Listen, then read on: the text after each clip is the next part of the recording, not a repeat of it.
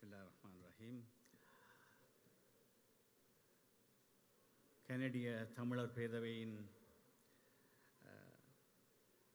தலைவர் உட்பட உறுப்பினர்கள் இங்கு நீண்ட நேரமாக நடந்து கொண்டிருக்கிற இந்த நிகழ்வுகளில் ஆர்வத்தோடு பங்கெடுத்து கொண்டு இன்னும் அரங்கிலே இருக்கிற உங்கள் எல்லோருக்கும் என்னுடைய பணிவான சலாம். அஸ்ஸலாமு அலைக்கும். அன்பான வணக்கம். நண்பர்களே, இன்று நான் ஆரம்பத்தில் பேசுகின்ற போது எங்களுடைய புலம்பெயர் உறவுகள் கனடாவிலே இருந்து நமது தாய்நாட்டில் சமாதானமும் சகவாழ்வும் சம்பந்தமான விவகாரங்களிலே அவர்களின் தொழிற்பாடுகள் சம்பந்தமாக எவ்வாறு செயல்பட வேண்டும் என்பதற்கு முன்னோடியாகவே உங்களுடைய தலைவருடைய உரையிலே இருந்து 2 வசனங்களை நான் மேற்கோள் காட்டினேன். ஒன்று, advocacy without confrontation. அடுத்தது, commemorating with dignity.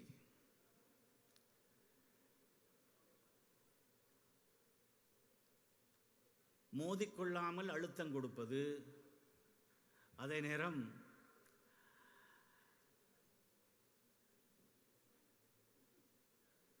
கண்ணியத்தோடு நினைவுகளை கொண்டாடுவது. இந்த 2 விஷயங்களும்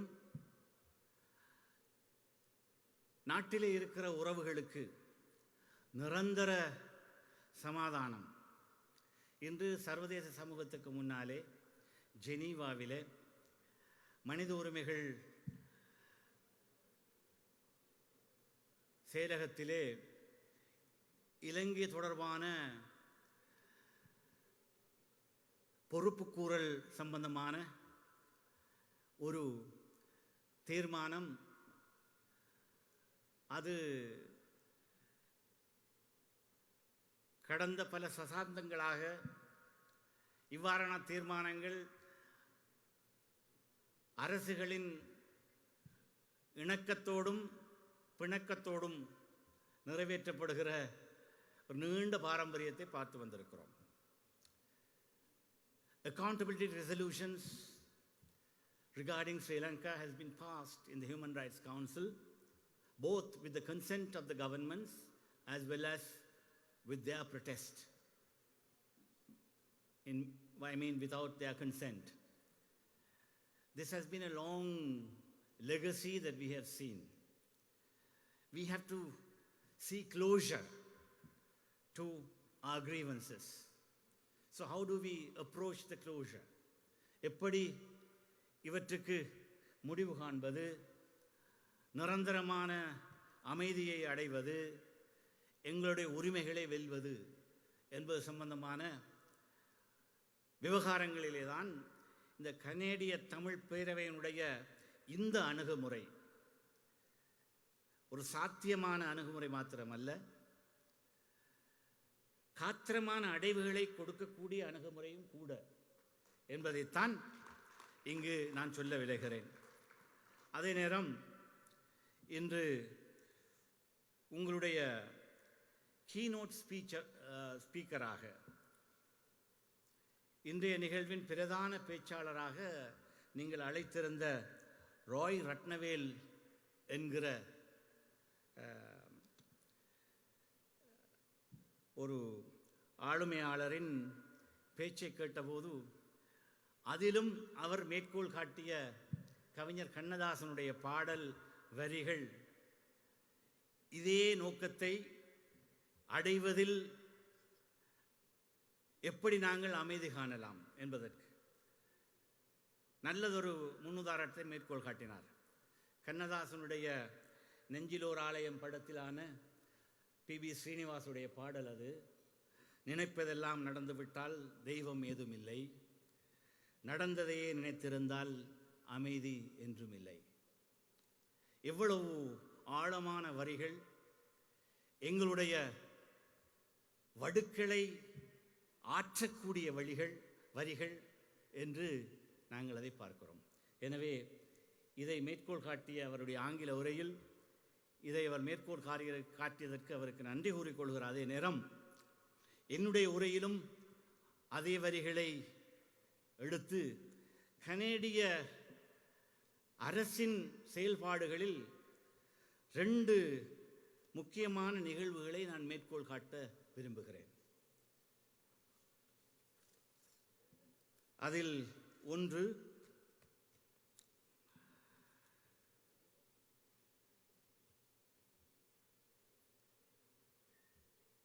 the historic moment where the Canadian government formally acknowledged its role in the Indian residential school system. You will remember this incident. இது மிகப்பெரிய ஒரு முன்னுதாரணம். எங்களுடைய அரசுகளுக்கும் இது ஒரு பெரிய படிப்பினையாக இருக்க வேண்டும். What a liberal democracy should do to own up and acknowledge wrongdoing. இதுதான் இன்று புலம்பெயர் உறவுகளுக்கு இருக்கிற மிகப்பெரிய பிரச்சனைகள் ஒன்று. On June 11, 2008, Prime Minister Harper in the House of Commons, with the indigenous leaders present in the House of Commons and survivors surrounding him, he delivered a comprehensive apology on behalf of all Canadians. ஒரு முழு கனேடிய மக்களின் சார்பிலும் அநீதி இழைக்கப்பட்ட கனடாவின் பூர்வீக குடிகளிடம் மன்னிப்பு கோருகிற அந்த மகோன்னதமான நிகழ்வு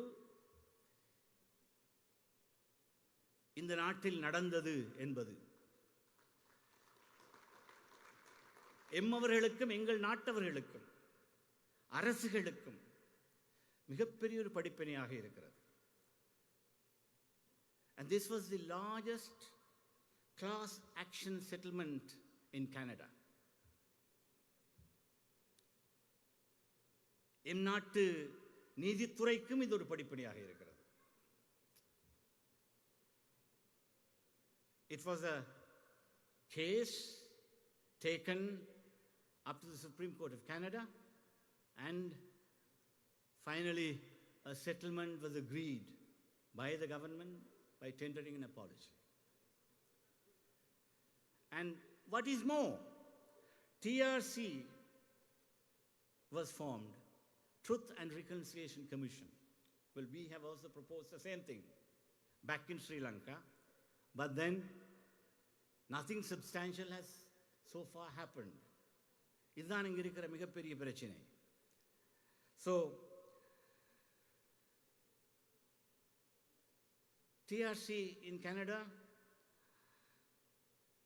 sat for years documenting testimonies of survivors and eventually concluded that it was cultural genocide.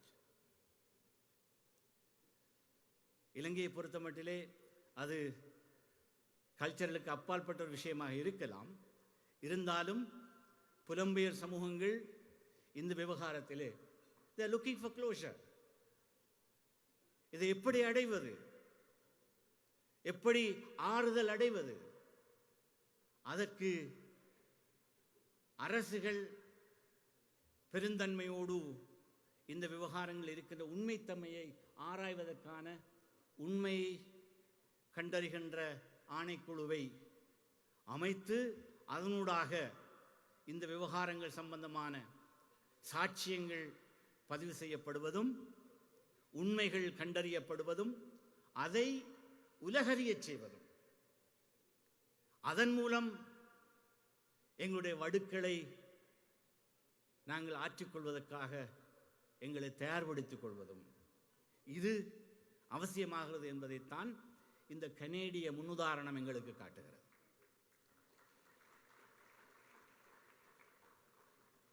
Then Prime Minister Justin Trudeau followed, apologized specifically to survivors in Labrador and Newfoundland who had been excluded from the original settlement. என்ற இது தொடர்ந்தேச்சியாக நடந்து வருகிறது. ஏற்கனவே ஏற்றுக்கொள்ளப்பட்ட விவகாரங்களுக்கு உள்ளடங்காத இன்னும் ஒரு பிராந்தியத்தில் இருப்பவர்களுக்கு நடந்த அநியாயங்களை அதற்கு பிற்பாடும் நாட்டின் பிரதமர் வந்து பகிரங்க மன்னிப்பு கோருகிற நிலவரம் திரும்ப திரும்ப நடந்தது இந்த நாட்டிலே என்கிற போது இதை பற்றி அரசுகள் வெட்கப்படுவதற்கு எதுவும் இல்லை. நடந்ததை ஏற்றுக்கொள்வது, அதற்கான அந்த பெருந்தன்மை, இதைத்தான் அரசுகளிடத்திலே எதிர்பார்க்கிறோம். அது மாத்திரமல்ல,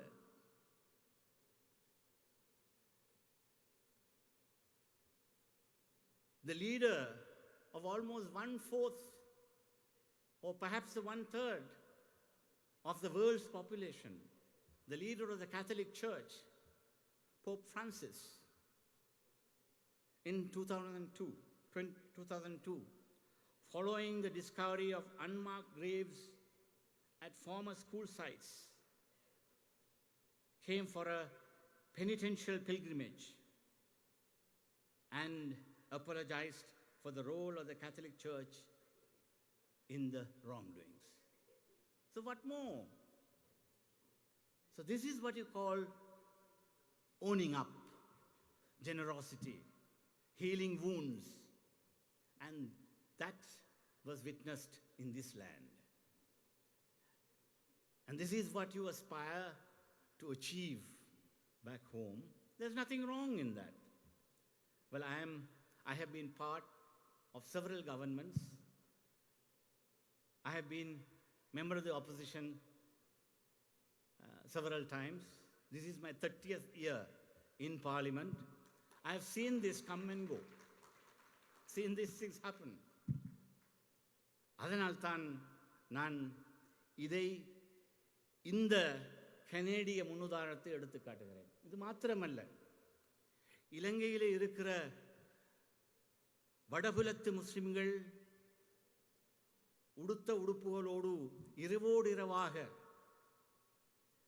பலவந்தமாக வெளியேற்றப்பட்ட போது அந்த தருணத்திலும் முழு சர்வதேசத்திலும் எல்லோரையும் முந்திக்கொண்டு அந்த நிகழ்வை கண்டித்ததும் இதே கனேடிய அரசாங்கம்தான்.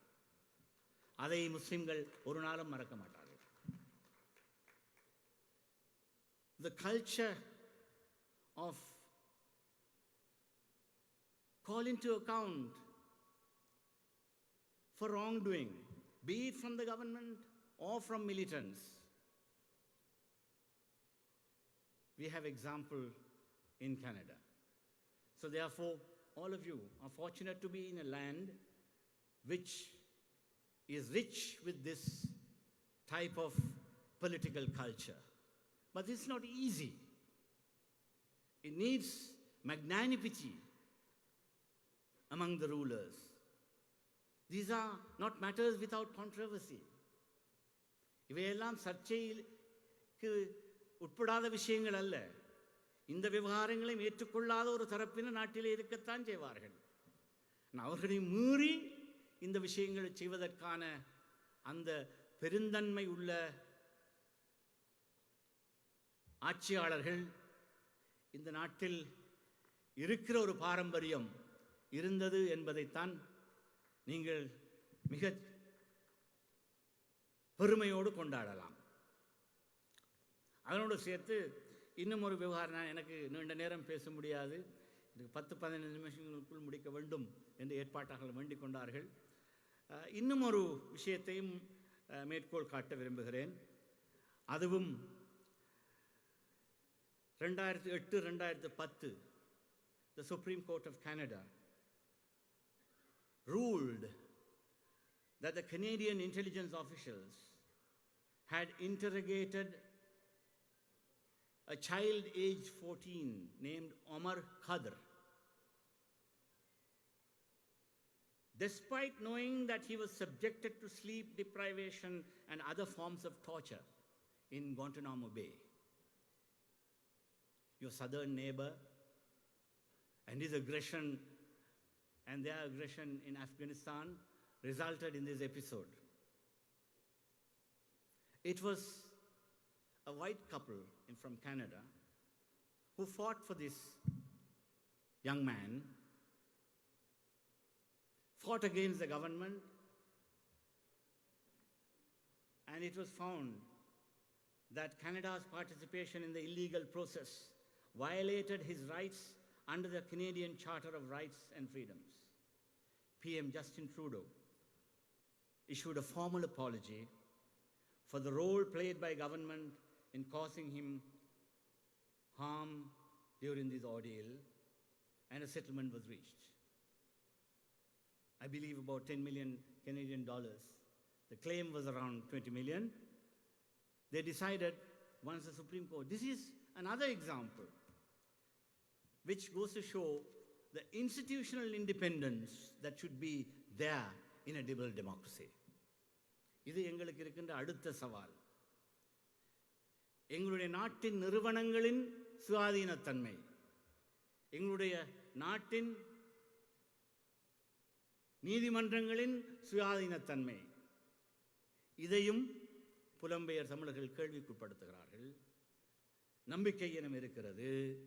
அந்த நம்பிக்கை இனங்களை களையக்கூடிய சுயாதீனமான நிறுவனங்களை நிறுவுகிற பொறுப்பு ஆட்சியாளருக்கு இருக்கிறது. ஒரு சில தினங்களுக்கு முன்பு 20ஆம் தேதி என்று நினைக்கிறேன்,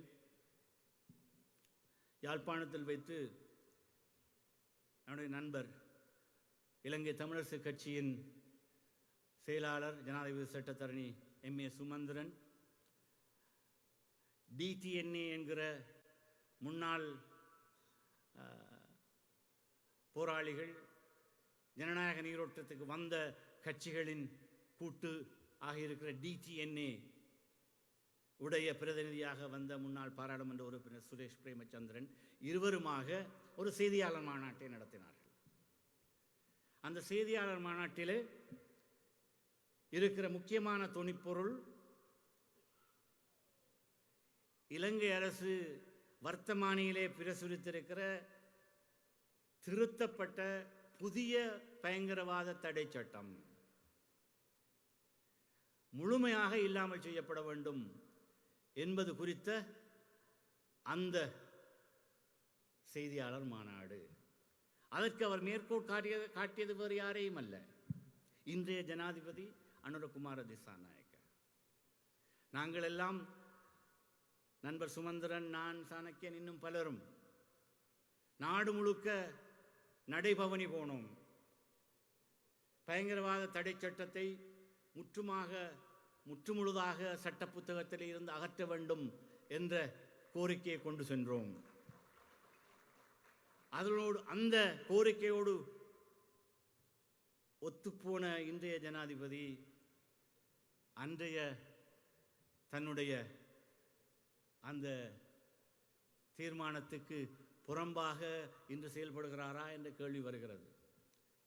ஒரு பிரச்சினை, நான் நாட்டுக்கு வெளியிலே போனால் எங்களுடைய அரசாங்கங்களை விமர்சிப்பதை தவிர்த்து கொள்வது. இருந்தாலும் இந்த விவகாரத்தில் ஆட்சியாளர்கள் சற்று தங்களுடைய இங்கும் வந்து உங்களுக்கு மத்தியில் உரையாற்றிவிட்டு சென்றிருப்பார் தேர்தலுக்கு முன்பு. அந்த உரைகளிலும் இந்த விஷயங்கள் பேசப்பட்டிருக்கலாம்.